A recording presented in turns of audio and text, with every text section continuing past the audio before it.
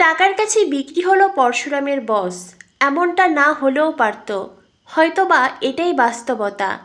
একদিকে অসহায় তটিনী, অন্যদিকে শিবানীর কেস তদন্তে দিশেহারা পরশুরাম। বন্ধুরা, পরশুরাম ধারাবাহিকের আজকের পর্বে দেখানো হয়েছে তটিনী পরশুরামকে বলে, যত তাড়াতাড়ি সম্ভব তুমি কলকাতায় ফিরে এসো, এখানে আমি খুব বাজেভাবে ফেঁসে গেছি। পরশুরাম বলে, কিন্তু তটিনী, এখানে শিবানী। এ কথা শুনেই তটিনীর মনে অভিমান জন্মে। তটিনী বলে, তোমার কাছে কি তোমার বোনই সব? আমার প্রতি কি তোমার কোনো ভালোবাসা নেই? তুমি কি শুধু তোমার বোনকেই ভালোবাসো? পরশুরাম তটিনীকে বোঝাতে চায়, সেই কেস তদন্ত করতে গিয়ে শিবানীর কবরের সন্ধান পেয়েছে, কিন্তু সেই অবধি সেই কথা তটিনীর কান অবধি পৌঁছায় না। ততক্ষণে সৌরভ তটিনীর হাত থেকে ফোন কেড়ে নেয়, আর ফোনের এপাশ থেকে নীরবে সৌরভ পরশুরামের সব কথা শোনে। সৌরভ জানতে পারে শিবানী আর কেউ নয়, পরশুরামের আপন বোন।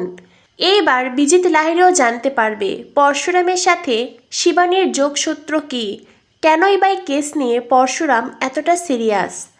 পরশুরামের কথা শোনা শেষ হলে সৌরভ হঠাৎ করেই কল কেটে দেয়। তটিনী সৌরভের হাত থেকে ফোন নিয়ে হ্যালো হ্যালো করলো, শেষ অবধি সে পরশুরামের সাথে কথা বলতে পারে না। একদিকে তটিনী কান্নায় ভেঙে পড়ে, অন্যদিকে পরশুরাম। তখনই সেখানে ছুটে আসে তটিনীর মা। তটিনীর মা তটিনীকে বলে, তটিনী, কি হয়েছে তোর? তটিনী কাঁদতে কাঁদতে বলে, মা তুমি পিকোকে নিয়ে যাও। তটিনীর মা বলেন, আর তুই? তটিনী বলে, ওনারা আমাকে জেরা করবেন, হয়তোবা ওনারা আমাকে কোর্টে চালান করবেন। কথাটা শুনেই তটিনীর মা কান্নায় ভেঙে পড়ে, সেই সাথে পিকোও।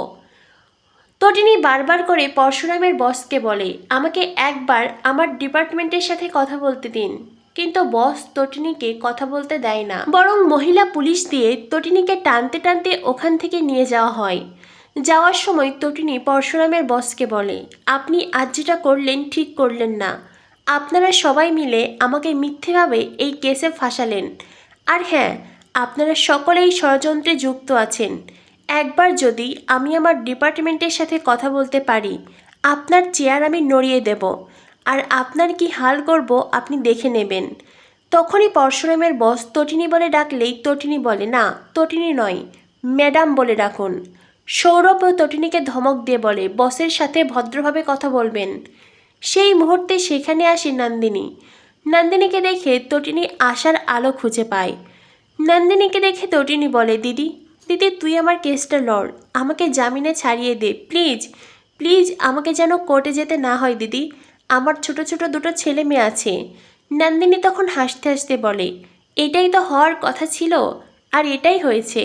একটা কথা বলতো তটিনী, তুই কোন ডিপার্টমেন্টের সাথে যুক্ত আছিস? কি হলো বল, তোর ডিপার্টমেন্টের নাম কি? তটিনী বলে, তুই তো সবটাই জানিস দিদি, সব প্রমাণ তথ্য তো তোর কাছেই আছে, যেগুলো আমার কাছ থেকে হাতিয়ে নিয়েছিস। তবে কেন এই ছলনা করছিস, কেন নাটক করছিস? দিদি প্লিজ তুই আমায় ছাড়িয়ে নে। কিন্তু নন্দিনী হাসতে হাসতে বলে, পারবো না রে, কিচ্ছু করার নেই আমার। তখনই পরশুরাম নন্দিনীকে কল করে। নন্দিনীর ফোন বেজে উঠতেই পরশুরাম বলে, শিবপ্রসাদ বলছি, আপনি তো তটিনীর দিদি হন, আর আপনি তো এতদিন এমন ছিলেন না, হঠাৎ করে কি হয়ে গেল আপনার? যাই হয়ে যাক না কেন, প্লিজ তটিনীকে জেলে পাঠাবেন না, ওকে ছাড়িয়ে নিন।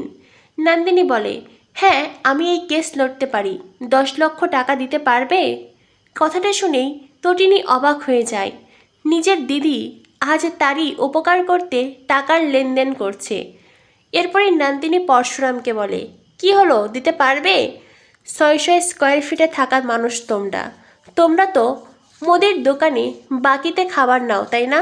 তোমরা কি করে 10 লক্ষ টাকা দেবে? পারবে না। তোমাদের ওই 600 স্কোয়ার ফিট ফ্ল্যাটে যে সুখের গল্প শোনাতে, সেই সুখ থাকবে না, পোকামাকড় থাকবে, কোনো মানুষ থাকবে না, শূন্য খাখা করবে। কথাগুলো শুনে পরশুরাম রেগে যায়। পরশুরাম বলে, আপনি যেটা করলেন ঠিক করলেন না। তটিনী অবাক হয়ে নন্দিনীর কথা শুনে আর কষ্ট পেতে থাকে। অন্যদিকে দেখানো হয় পরশুরাম বারবার শুধু শিবানীর কণ্ঠ শুনতে পাচ্ছে, বারবার যেন শিবানী তাকে দাদা দাদা বলে ডাকছে। শিবানীর সেই কবর, সেই চেন, সব কিছু দেখার পরেই পরশুরাম নন্দার বাড়ি যায়। নন্দা তখন কুলোয় চাল ঝাড়ছিল। পরশুরামকে দেখে নন্দা খুব ভয় পেয়ে যায়, ভয়ে আঁতকে ওঠে। নন্দা ওখান থেকে পালিয়ে যেতে চাইলেই তার হাত থেকে একটি ঝাঁপি পড়ে যায়। আর পরশুরাম যখন সেই ঝাঁপি নিতে চায় তখনই নন্দা ছুটে এসে বলে, না, ওটা ধরবেন না। এই বলে নন্দা সেই ঝাঁপি তুলতে চায়। তখনই পরশুরাম নন্দার হাত থেকে ঝাঁপি কেড়ে নেয়। আর সেই ঝাঁপির ভিতরে সে দেখতে পায় একটা চিঠি। সেই চিঠি যখন সে মেলে ধরে দেখতে পায় বিজনলাল সেই চিঠিতে প্রেমপত্র লিখেছে নন্দাকে।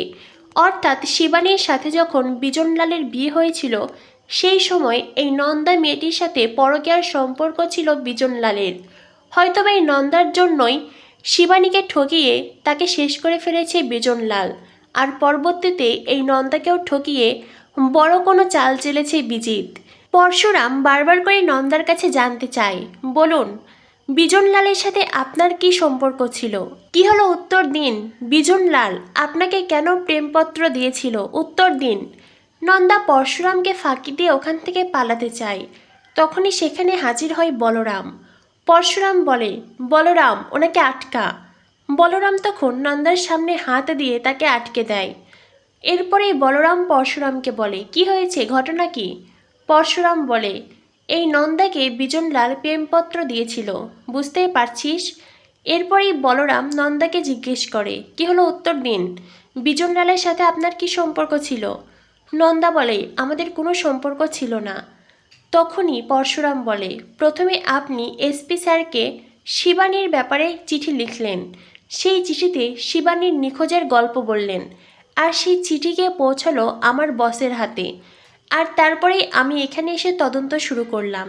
আর এখন দেখছি আপনার বাড়িতে বিজনলালের প্রেমপত্র, আর সেটাকে সযত্ন করে আপনি আগলে রেখেছেন। কী হলো উত্তর দিন, কি সম্পর্কে ছিল আপনাদের? নন্দা বারবার করে পরশুরাম বলরামের কাছে সব কিছু অস্বীকার করে। আর তখনই সেখানে ছুটে আসে ভম্বল, যে কিনা এসেই পরশুরামকে আক্রমণ করতে চায়। কিন্তু ভম্বলের কি সেই ক্ষমতা আছে যে পরশুরামের সাথে পেরে উঠবে? পরশুরাম তার নিজস্ব কায়দায় ভম্বলকে মাটিতে শুইয়ে ফেলে। আর তারপরেই তার দিকে চেম্বার চালায়। পরশুরাম প্রমাণ করে দেয় ভম্বল কানে শুনতেও পায় আর কথাও বলতে পারে। তবে কেন এই বোবা কালার অভিনয় করেছিল? আর নন্দাই বা কেন এত এত ঝুড়ি ঝুড়ি মিথ্যে কথা বলেছিল?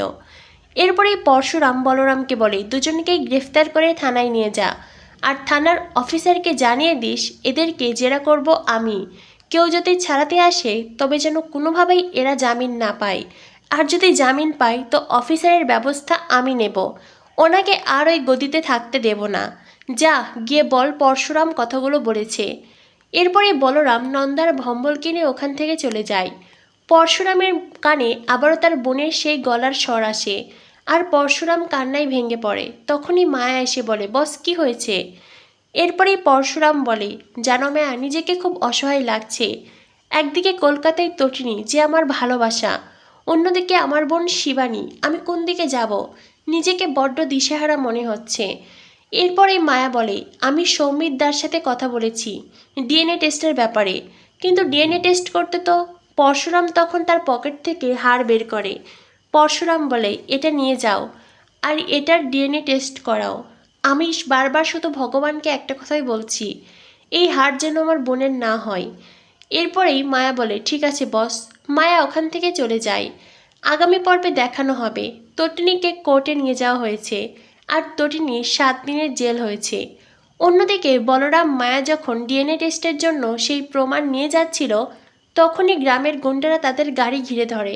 বলরাম পরশুরামকে কল করে জানায়, মনে হয় আমরা ডিএনএ টেস্টের জন্য এই প্রমাণ সেই অবধি নিয়ে যেতে পারবো না। তার আগে ওরা সব কিছু প্রমাণ লোপাট করে দেবে। কি করব বুঝতে পারছি না। তো বন্ধুরা, বুঝতেই পারছো পরিস্থিতি ক্রমশ ভয়ঙ্কর হয়ে উঠছে। একদিকে অসহায় তটিনী, অন্যদিকে নিজের বোনের এই রহস্য উন্মোচনে লড়াই করে যাচ্ছে পরশুরাম। শেষ অবধি কি পরশুরাম জিতবে? শেষ অবধি কি তটিনী নির্দোষ প্রমাণ হবে? কি হতে চলেছে পরশুরাম ধারাবাহিকে? পরশুরাম ধারাবাহিকের সকল আপডেট পেতে আমাদের সাথেই থেকো। ধন্যবাদ সবাইকে।